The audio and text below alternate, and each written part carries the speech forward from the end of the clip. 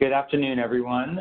This is JP Ross with East Bay Community Energy. Thanks for joining us today. We're going to get started here presently. Dan Lieberman, my colleague here, is managing the chat window, and we will get started soon. We've muted everyone, and we'll ask that if you've got clarifying questions as we go through the presentation, can you please chat, clarify with your question, and I'll do my best to address those as we're going through the presentation. And then you can also feel free to note your questions in the chat window, and we'll answer those in order at the end of the presentation. So hopefully that works, and we will get started. So we're going to be talking today about our community innovation grants. Hopefully you've all seen and read that. But first we're going to start with a little bit about East Bay Community Energy. We'll assume that since you're all here, you know who we are, but we are the new electricity provider, the new CCA serving electricity to Alameda County residents with cleaner, greener electricity. And importantly, unlike Pacific Gas and Electric, who pays profits and earnings to their shareholders, we are investing our revenues and profits back into the community in order to create green jobs, green energy, local programs. And this community investment grant is one of our first activities since commencing serving customers that is an example of how we are reinvesting those profits and those proceeds back into our community. So East Bay Community Energy is a CCA. That means we're still using Pacific Gas and Electric's delivery system, their transmission and distribution poles and wires, but we are procuring electricity and we're procuring cleaner and greener electricity with a higher renewable content than PG&E, and then we're selling it to our customers. So we are still billing through PG&E's system.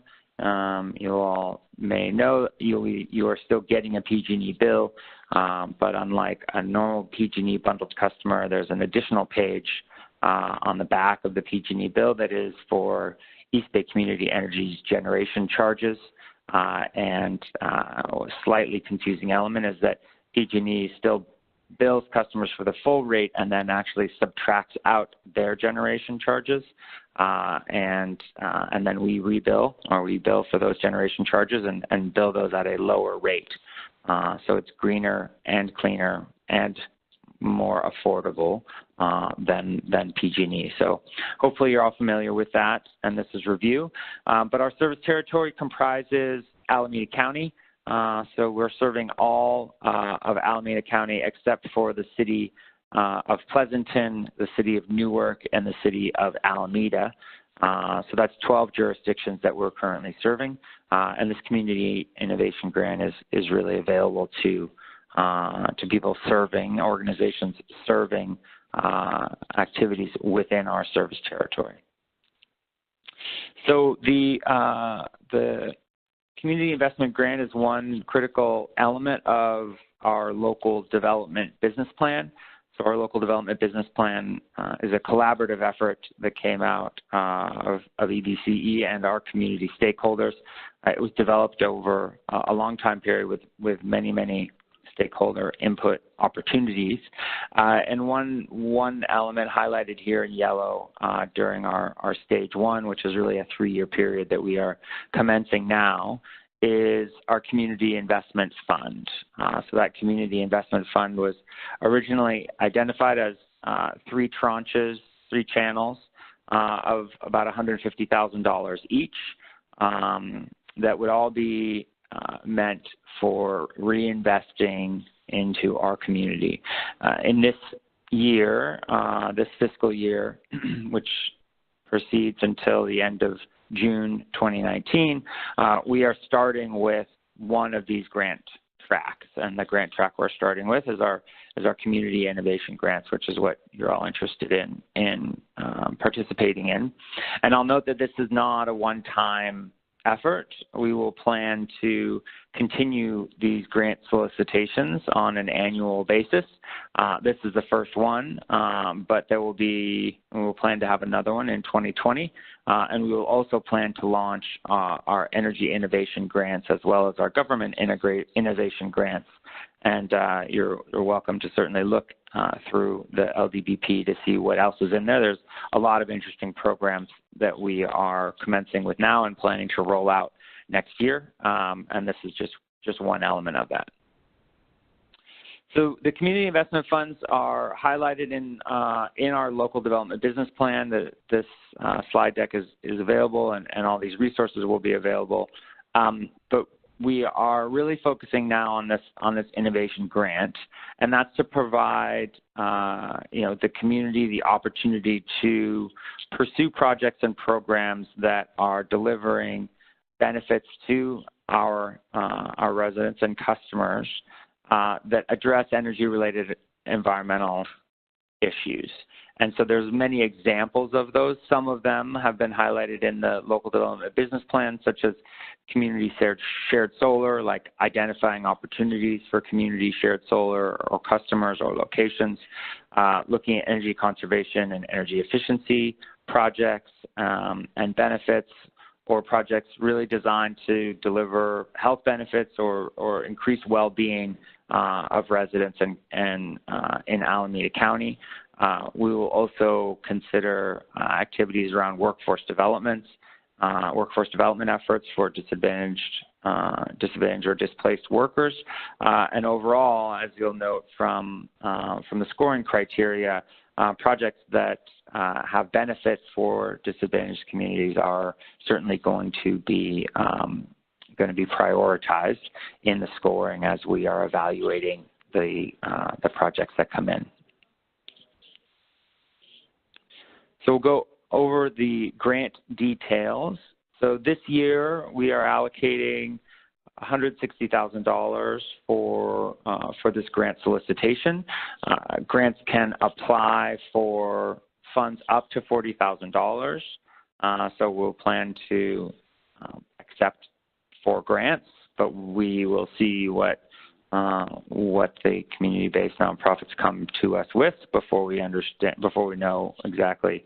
We're not defining $40,000 as the number. And as I said before, the projects are really going to be going to projects that deliver energy-related social and environmental benefits to residents and customers of East Bay Community Energy. That's the financial value of the grants. There are other elements that can be requested of East Bay Community Energy that are non-financial. Those will be separate from the financial benefits, and examples of that could include access to our data for analysis associated with a project, or consultation with staff here. So we are happy to collaborate with the grantees to make these projects and programs as successful as possible. The eligibility of the grant is really targeted on community-based nonprofits.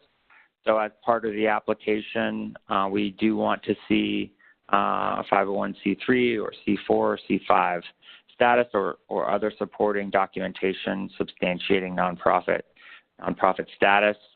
We're not differentiating our evaluation based on whether an organization is a C3 or a C4 or a C5.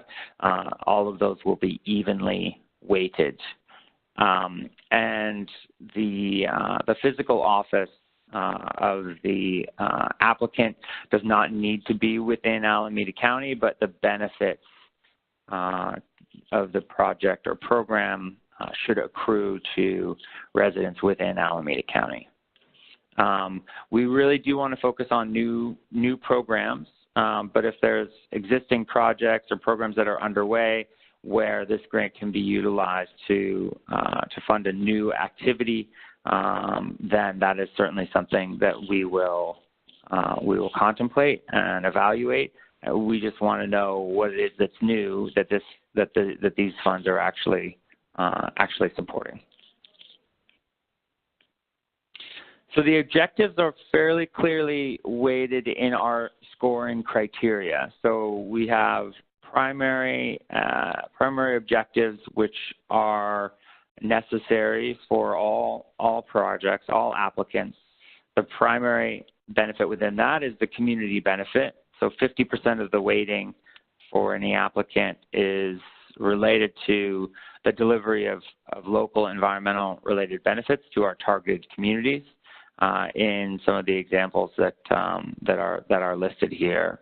The secondary benefit within our primary project objectives is innovation and collaboration. We want to see that that it's a new idea, a new project, that there's collaboration amongst community members, community-based organizations in attacking and trying to solve some of our challenges. And those two areas are going to be weighted at 70% of the total weighting for this the solicitation. The secondary project objectives we need to have at least two of these met for a total of 30% weighting. So primary project objectives get 70%, secondary project objectives get 30%. So any two of these can be chosen. They will be equally weighted at 15% each. And that can be any of the four criteria listed here, either local clean energy projects and or community health benefits and or scalability and or increasing energy literacy.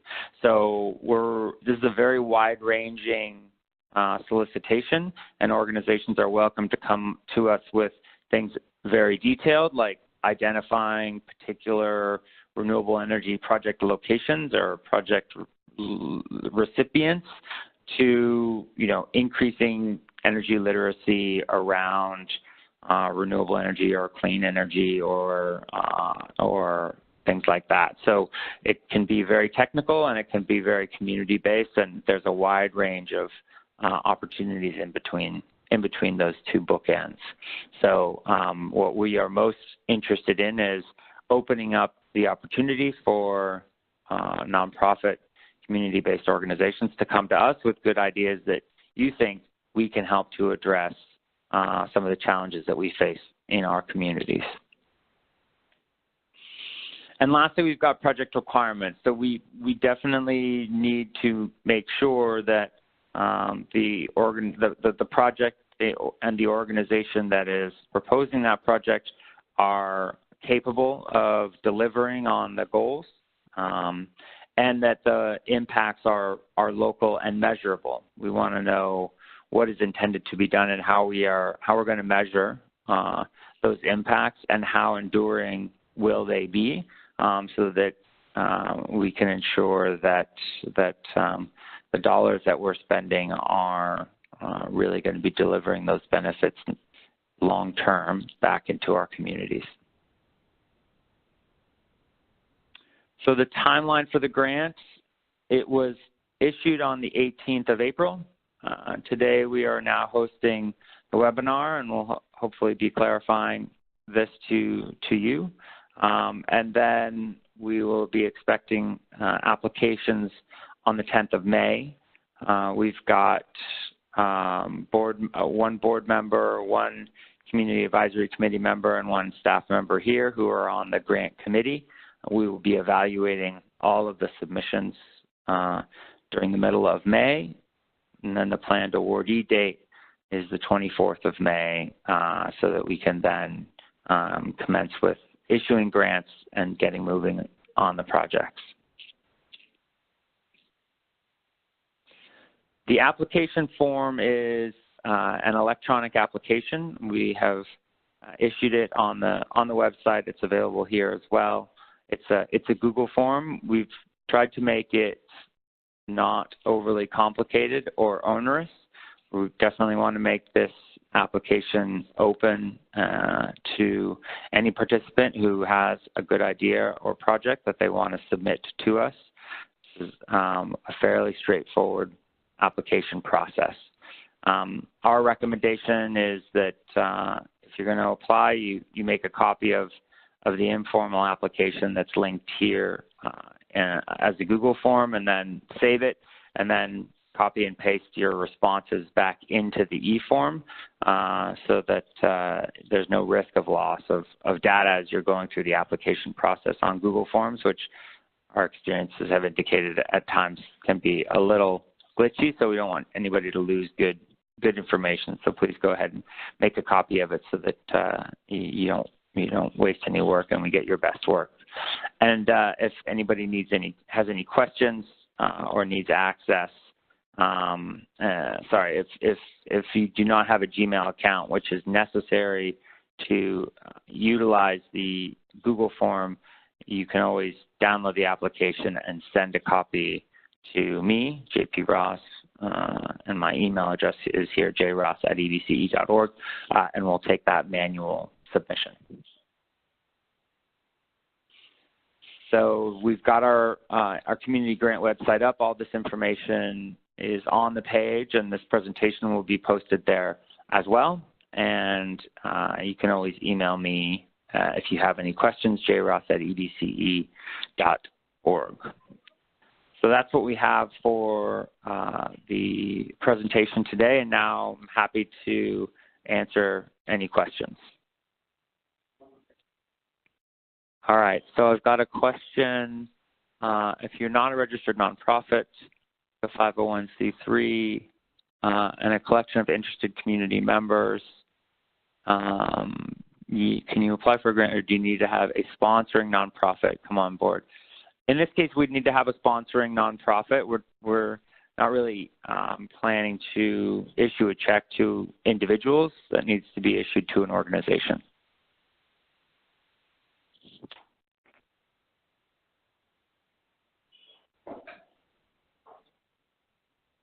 Yeah, so another question, can you provide more examples of what constitutes innovation?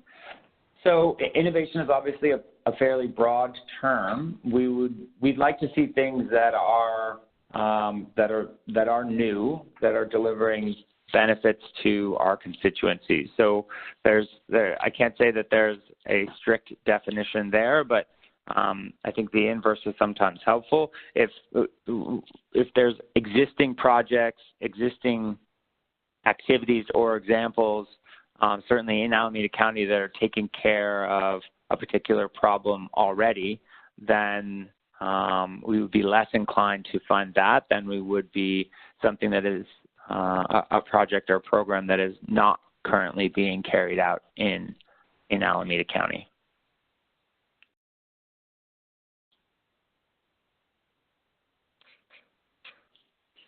So I'm just scrolling through here. The $40,000 max budget, can the total budget of the project be larger than that if the request is within $40,000? Yes. Next question, since you're willing to fund 501c4s, are you expecting that there could be lobbying as part of this work? We are not expecting that lobbying is going to be part of this work.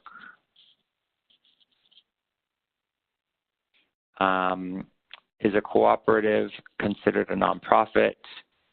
California Secretary of State categorizes us as a nonprofit. Yeah, we would consider a cooperative a nonprofit. To be clear, for-profit entities will be ineligible regardless of project design and financial parameters. Yeah, that's correct. So we do have another grant solicitation, which is our Energy Innovation Grants, which is more about, which will be more targeted towards for-profit institutions and startups. And so we'll be planning to issue that next year in our next fiscal year. But for this solicitation, we're focused on nonprofits. The next question, can you please steer us to how EBCE is defining hard to reach, EJ, or disadvantaged? So we certainly have geographic areas around disadvantaged communities, DACs. I think on the other question, outside of DACs, We will be taking that as frontline communities, which is not itself defined. And in the application, if you can please specify how it is that you are reaching what you would define as hard to reach, EJ, or disadvantaged, then we will take that as how we're calibrating our evaluation of these applications.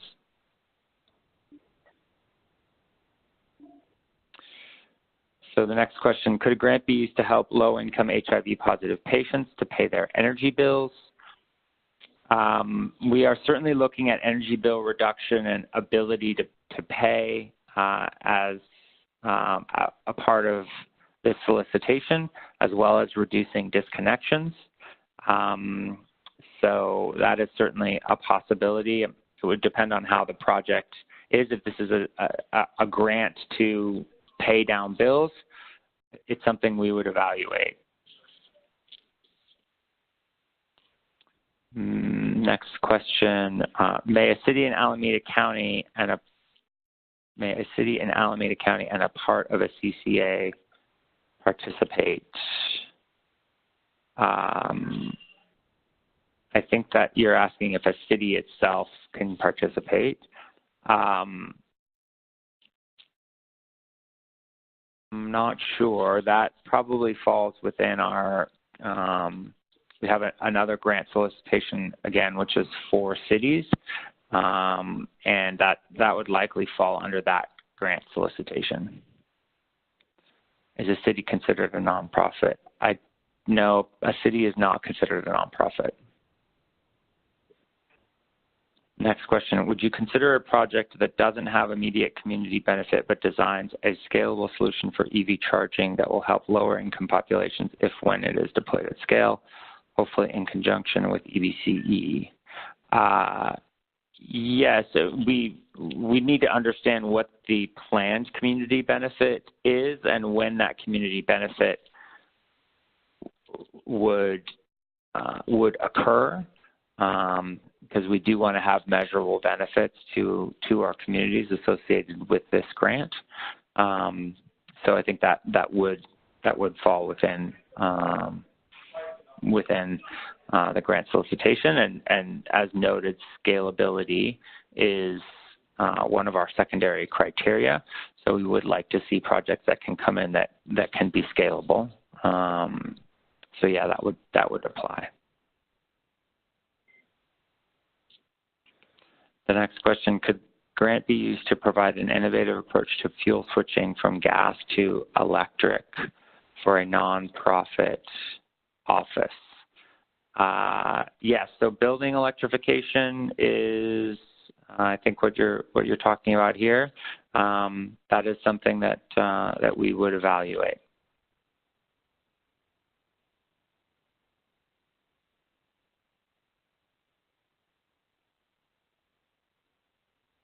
Are we eligible for this grant if we are partnering with a city to deliver our program? I know you mentioned that a city is not eligible, but we, a nonprofit, would be coordinating. Yes, so a nonprofit is eligible for the grant, and there's one of the secondary benefits is collaboration. We want to know who the applicant is collaborating with, because that is a key element of the program. So if you're collaborating with a city or other organizations, then we approve of that and in fact encourage it.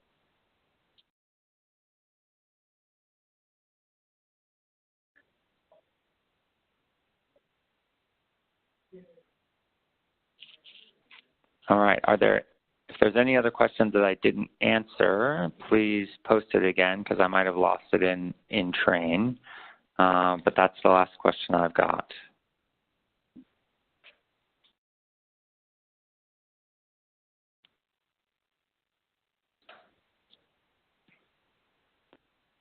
I have a question. Can sliding scale benefits that accommodate income level but not a specific location be considered? Well, certainly a sliding, I mean, the definition of the project and who and how the project is allocated to is up to the discretion of the applicant. So that's not something that we are going to dictate. So I think that should be fine.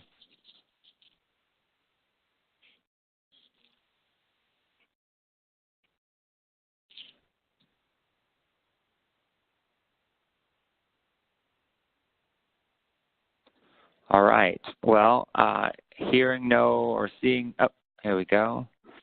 How is the grant to be paid? Probably would be paid by check, could be paid by a wire, and we would want to be issuing that payment to the nonprofit on record. That payment, one of the application requirements is a timeline and kind of payment in association with a payment delivery timeline like progress payments. So we will evaluate those as they come in with the applications. Question, how detailed do you need the project description to be? A lot of times you can only find out the detail, for example, the size of the system, the number of people benefiting of the project after we get funded and start planning. So that's understood that some of these projects the project itself is identifying the benefits. So we will want that specified in the application. What is it that you're trying to achieve and how would that be achieved? And that's fine, and part of what we'll be evaluating is the likelihood of success there and the benefits that would be delivered. Payment upfront or progress payments, it could be either. That's up to the applicant on your submission.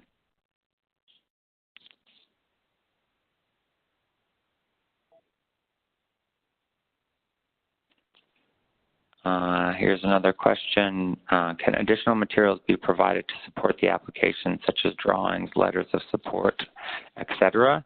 Yes, absolutely. We'll accept additional documentation to substantiate the application. Our intent here was to make the application process pretty simple and straightforward to ensure the widest eligibility for applicants. We don't want to get flooded with data, but if you want to submit more information because you feel it helps your application, then please do so.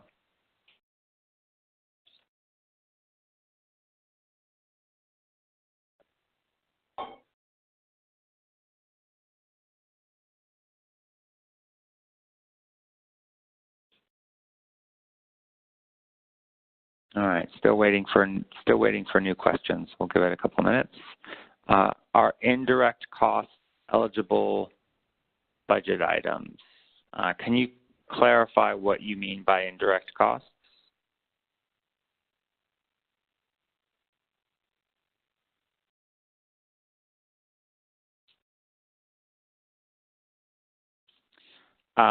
So yeah, our indirect costs such as overhead rate, eligible budget items. Yeah, these dollars do not necessarily go, for example, to an incentive or to a particular person or organization or community.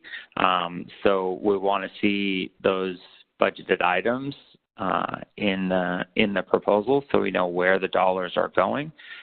But we recognize that we may need to support staff time or other personnel to complete the work.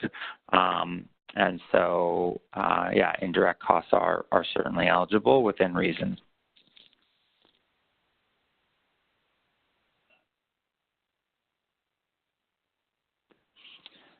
So here's a question. Do you fund food and beverages for community events or meetings?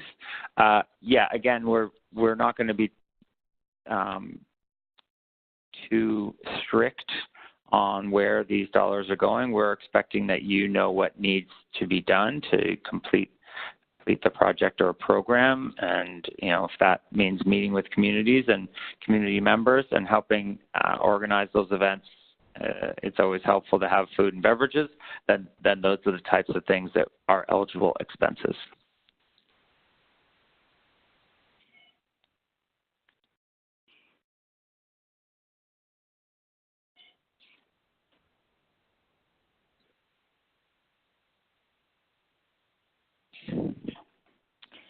All right, are there any other questions that people might have that I haven't addressed yet?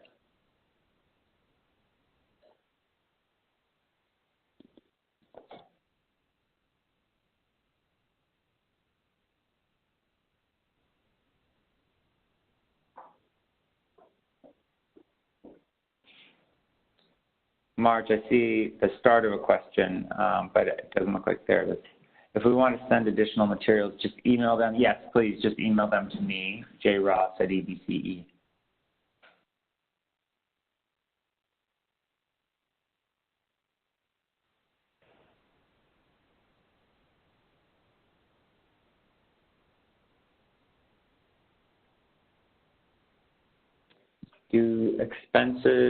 To cover expenses like hardware or software costs if needed to deploy a project? Yes, so we're not dictating what is covered and not covered in these projects. We like to see the budget of the project so we know where funds are being allocated. But there's a lot of different costs that are eligible to be covered. We have not defined what those are.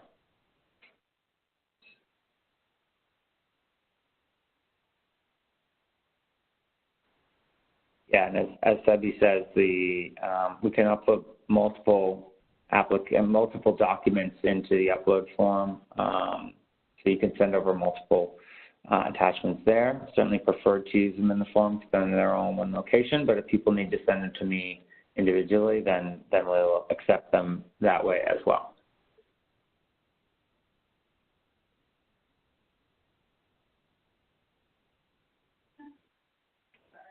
Are there wage restrictions such as prevailing wage? We do not have wage restrictions in the solicitation.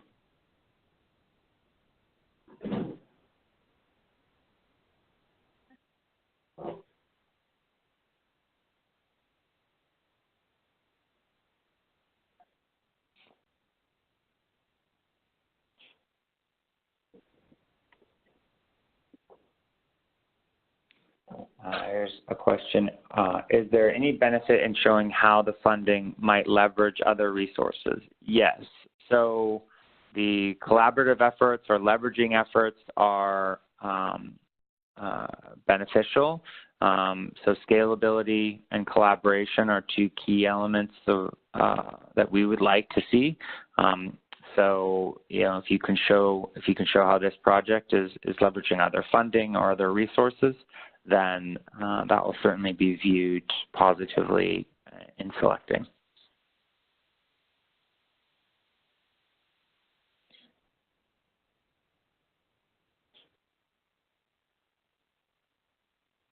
You're welcome.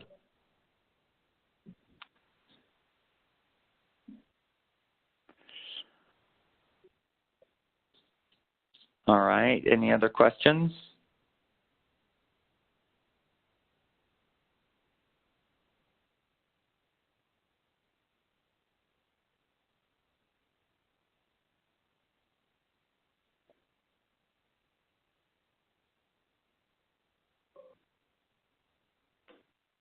Okay, we'll give it another minute.